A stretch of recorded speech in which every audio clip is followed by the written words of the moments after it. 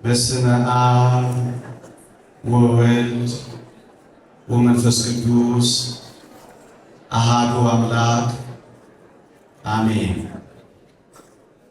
ክቡራን አበው መነኮሳት፣ ክቡራን የዛሬ ሙሽሮች፣ የቤተ ክርስቲያን ልጆች፣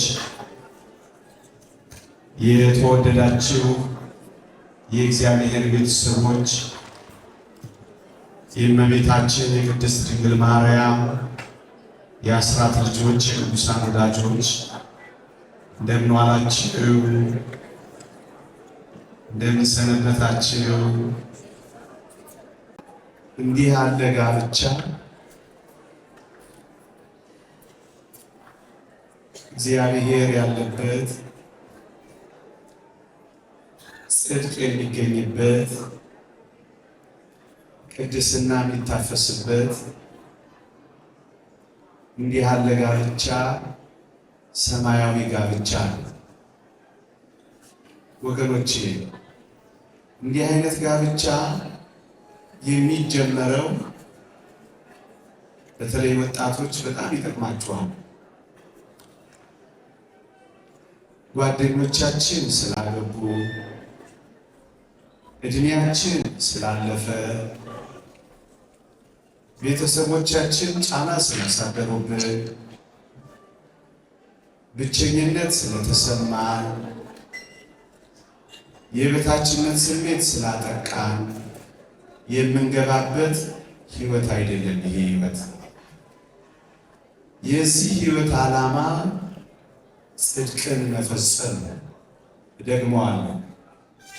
ለምንድን ነው እነ ህሊና እንደዚህ ሊጋቡ የቻሉት ካላችሁኝ፣ ጽድቅን ለመፈጸም፣ ድህነትን ለመፈጸም ዓላማው ይሄ ነው ወገኖች። ዓላማው ይሄ ሆኖ እያለ ይህንን ዓላማ ፍጹም ለማድረግ እነዚህ ተጋቢዎች የሚጀምሩት ከራሳቸው ጋር ከመሆን ወገኖች። ለምንድን ነው ማግባት የፈለግነው? ደግሞአለሁ። ያገባችሁ ወይም እጮኛ ያዛችሁ ለምንድን ነው ማግባት የፈለጋችሁት? ይህንን ዓላማ ጥርት አድርገን መጀመሪያ ማወቅ አለብን ወገኖች። ለምንድን ነው ሚስት ያስፈልገን? ለምንድን ነው ባል ያስፈልገን? ምን ፈልጌ ነው ወደዚህ ህይወት ውስጥ መገባው? ይሄን መጀመሪያ በሚገባ ማወቅ ያስፈልጋል። ይሄን ለማወቅ ሰው ከራሱ ጋር መሆን ያስፈልጋል። ደግሞአለሁ፣ ከራሱ ጋር መሆን ያስፈልጋል። ምንድን ነው የምፈልገው? የጋብቻ ዓላማዬን አጥርቼ ማየት አለብኝ ወይ? ጥንካሬ ምንድን ነው? ጉድለቴ ምንድን ነው ብሎ አንድ ሰው ጥንካሬው ጉድለቱን ፈትሾ ነው የሚገባው ወገኖች። ራሱን ለዚህ ህይወት ማዘጋጀት ያስፈልጋል ወገኖች። አንዳንድ ጊዜ ድንገት እንገባና እነዚህ ህይወቶች ተበላሽተውብን ይቀራሉ።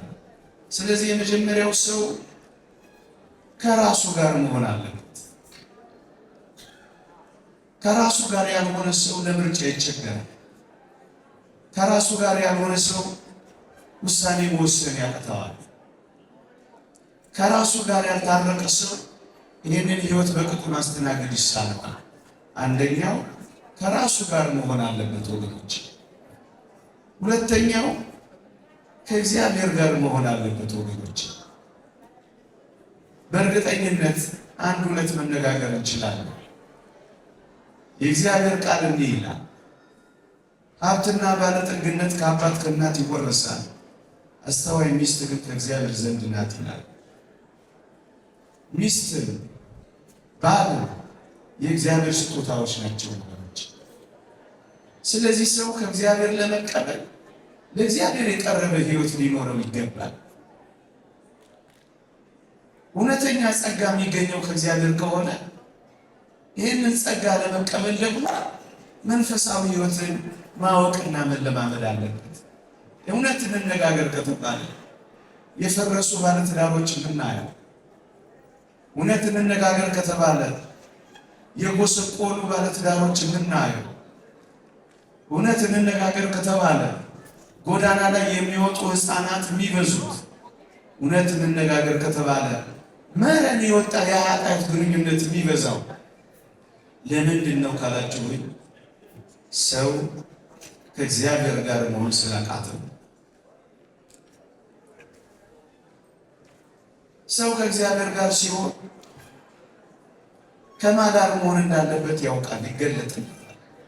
ስለዚህ ክርስቲያኖች ጸሎትን፣ ጾምን፣ ተጋድሎ፣ መንፈሳዊ ሕይወትን ከእግዚአብሔር ጋር ብቻውን ሆኖ ያልተለማመደ ሰው ትዳር ውስጥ ገብቶ ለመለማመድ ይከብደዋል። ለዚህ ነው ከእግዚአብሔር ጋር መሆን የሚያስፈልገው፣ ራሱን ለመንፈሳዊ ሕይወት የሚያዘጋጀው። እነዚህ እህታችንና ወንድማችን በሰንበት ትምህርት ቤት ነው ያደጉት። ጨስ አዋራው ጨሰ ብለው ማጨስ ይችላሉ፣ ምንም አያቅታቸው። ግን ራሳቸውን ጠብቀው እግዚአብሔርን አክብረው በቤተ ክርስቲያን ኖረው እግዚአብሔርን ደስ አሰኝተው ነው እዚህ የደረሱት። ወዳጆች ይህ ሕይወት ምንኛ የተወደደ ሕይወት መሰላችሁ? አሁን በዚህ ዙፋን ላይ ብቻ የከበሩ ይመስሏችኋል? እነዚህ የተወደዱ ሙሽሮች በሰማያዊ ዙፋንም ጭምር ወደ መክበር መጥተዋል። ወገኖቼ አሁን ከእናንተ ጋር ማዕድ የሚያነሱ ብቻ አይደሉም። የተወደደ መድኃኒታችን ኢየሱስ ክርስቶስ በሥጋውና በደሙ ተዋህዷቸው መኖር ጀምሮ ምናልባት እንዲሁ እንደ አንድ ቦታ እንደተጠራን ቆጥራችሁት ሊሆን ይችላል። አሁን በዚህ ቦታ አምላካችን ኢየሱስ ክርስቶስ አለ። በዚህ ቦታ እግዚአብሔር አለ። በዚህ ቦታ መንፈስ ቅዱስ አለ። በጣም እጅግ የተወደደ የከበረ ሕይወት ነው ይሄ። ለዚህ ነው መጽሐፍ ቅዱስ መጋባት ክቡር መኝታው ንጹሕ ይሁን ያለው። አሁን በእነዚህ ባለትዳሮች መካከል ንጹሕ ሕይወት ነው ያለው ወገኖች። ስለዚህ ሰው ከራሱ ጋር ይሆናል፣ ሰው ከእግዚአብሔር ጋር ይሆናል ወገኖች። ከዛ በኋላ ነው የሚጀምረው። የእግዚአብሔርን ፈቃድ እንዴት አውቃለሁ? የብዙ ሰዎች ጥያቄ ነው። ምዕመናን የእግዚአብሔርን ፈቃድ የምናውቀው ለእግዚአብሔር ፈቃድ መኖር ስንጀምር ነው። አብዛኛው ሰው ለእግዚአብሔር ፈቃድ መኖር አይፈልግም። ይበላል፣ ይጠጣል፣ ይዝናናል፣ ይጨፍራል። በቃ እግረ መንገድ የገጠመውን ዝም ብሎ አፈፋ አድርጎ ይገባል። ከዛ መከራ ሲቀበል ይኖራል፣ ይሰቃያል። ከዛ ከሚጋባው ይልቅ የሚፋታው ይበዛል። ለምንድን ነው ካላችሁ፣ የእግዚአብሔርን ፈቃድ የሚጠይቅ እንደ እግዚአብሔር ፈቃድ መኖር የሚያቀተው ትውልድ በዝቷል። ይሄ ብቻ አይደለም፣ የእግዚአብሔርን ፈቃድ በጸሎት የሚጠይቅ ሰው ይኖራል። ወደ እንዲህ አይነት የተቀደሰ ጋብቻ የሚገቡ የእግዚአብሔርን ፈቃድ በሃይማኖት በእምነት በፈሪሃ እግዚአብሔር መኖር የሚፈልጉ ሰዎች ምንጩ እግዚአብሔር እንደሆነ ስለሚያውቁ እግዚአብሔርን በጸሎት ይጠይቃሉ። ወገኖች እንዲህ ያለ ጋብቻ የሚገኘው በጸሎት ነው። ቻት በማድረግ ብዙ የፌስቡክ ገጾች በመክፈት ምናልባት ብዙ ስልኮቻችንን ስክሮል በማድረግ ምናልባት ብዙ የቴሌግራም ቻናሎችን በመጎብኘት ምናልባት ደስ የማያሰኙ የዝሙት ፊልሞችን በማየት እንዲህ አይነት ጋብቻ ይገኛል። ይሄ ጋብቻ የሚገኘው በጸሎት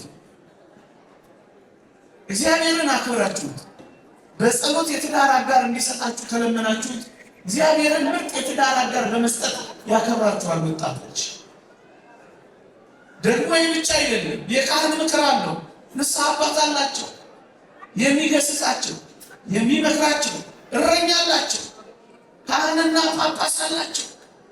በእረኝነት ተጠብቀው ይኖራሉ። ስለዚህ ሕይወታቸውን በአስደናቂ ሁኔታ እንደዚህ አሸብርቀው ይታያሉ። ወገኖች ፈቃደ እግዚአብሔርን ይጠይቃሉ፣ በእምነት ይኖራሉ፣ በፈሪሃ እግዚአብሔር ይኖራሉ፣ በጸሎት ይታገዛሉ። ወላጆች ያግዟቸዋል፣ ካህናት ይመሯቸዋል። እንዴት ያለ ደስ የሚያሰኝ ሕይወት ይኖራሉ መሰላቸው። አንዳቸው ለአንዳቸው ሸክም አይሆኑም። አንዳቸው ከአንዳቸው የሚደብቁት ነገር የላቸውም። አንዳቸው አንዳቸውን በግልጽ ያወራሉ። እግዚአብሔር እንደሰጣቸው ስለሚያውቁ ባል ሚስት ባል ያከብራሉ። የእግዚአብሔር ስጦታ እንደሆነ ስለሚያውቁ አንዳቸው ለአንዳቸው ይጠነቀቃሉ። እንዴት ያለ ጣፋጭ ሕይወት ይኖራሉ መሰላችሁ ወገኖች?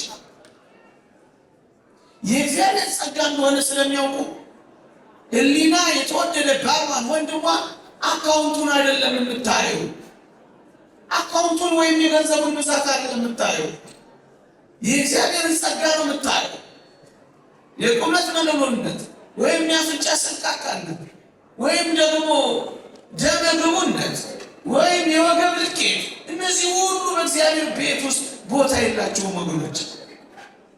ከሥጋ ባለጠግነት በላይ የነፍስ ባለጠግነት ላይ ያተኩራሉ። ከደረት ስፋት በላይ የልብ ስፋት ላይ ያተኩራሉ። ከላይ ጀንግላዊ ሕይወት በላይ የውስጥ ውበትን ያተኩራሉ። መንፈሳዊነትን ይመለከታሉ ወገኖች። እይታቸው በጣም የተለየ ነው የሚሆነው። ለዚህ ነው እንደነዚህ አይነት ትዳሮች እግዚአብሔር ስላለባቸው ንፋስ ይነፍሳል፣ ጎርፍም ይጎርፋል። ብዙ ፈተናዎች ቢገጥማቸው ከእግዚአብሔር ጋር ይወጡታል ወገኖች። ስለዚህ እንደው ብዙዎቻችን በእርግጠኝነት ብዙዎቻችሁ ጥሩ ሕይወት እንደምትኖሩ አውቃለሁ። ግን አብዛኞቻችን እንዲህ አይነት ሕይወት ብንኖርም በዚህ ዘመን ግን ከሚደርሱብን ፈተናዎች ለመጠበቅ እባካችሁ ወላጆች፣ በዕድሜ የከበራችሁ የሽበት ዘውድ የደፋባችሁ ይህንን ትውልድ ልታድኑት ይገባል። እንዲህ አይነት ጋብቻዎችን እያበረታታን ወጣቶችን ወደ መልካም መስመር እየመራን ከጥፋት ልንታደገው ይገባል። የዚህ ዘመን በጣም ብርቱ ፈተናዎች ቀርበዋል ወገኖች። ያልሰማችሁ ማለት ነው። የሮቦት ሚስቶች፣ የሮቦት ባሎች ለገበያ ቀርበዋል። ሩካቤ የሚፈጸምባቸው ቁሳቁሶች መመረት ተጀምረዋል። መጋባት በጣም አስቀያሚና አስጠሊታ አድርገው የሚስሉ ብዙዎች ጋብቻ ጠል ሆነዋል። የተወደዳችሁ ክርስቲያኖች እንዳያገቡ፣ ካገቡ እንዳይጸንሱ፣ ከጸነሱ እንዳይወልዱ፣ ምናልባትም እንዲያስወርዱ፣ ከዚያም አለፍ ሲል አንቺ እኮ ትችያለሽ፣ ለምን ከባል ጋር ትኖሪያለሽ? ለምን ለባልሽ እንቁላል እየጠበሽ ትኖራለሽ? እያሉ የሴታዊነት ርዕዮተ ዓለም፣ የፌሚኒስት ርዕዮተ ዓለም፣ የወንድ ለወንድ የሴት ለሴት ጋብቻ እጅግ ጸያፍ የሆኑ ነገሮች ሁሉ በዓለማችን ላይ ባሉ ዘመን በእውነት ችላ ልንለው አይገባል። እንዲህ ያለውን ጋብቻ ልንኖርበት ይገባል። እንዲህ ያለውን ጋብቻ ልናከብረው ልናደንቀው ይገባል። እንዲህ ባለው ጋብቻ ወጣቶቻችንን እንድንመራ ይገባል።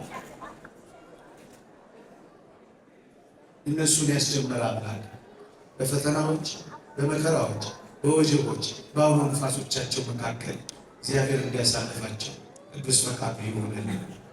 ምናልባት እዚህ ያለ አሁንም እንደው እንደ አንድ ሰርግና እንደ አንድ ጥሪ እንደመጣችሁ ገምታለሁ።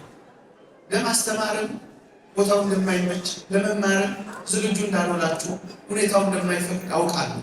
ግን ግድ የላችሁ ጊዜ ወስዳችሁ ግን እነዚህ ነገሮች በቤታችሁ አስቡበት።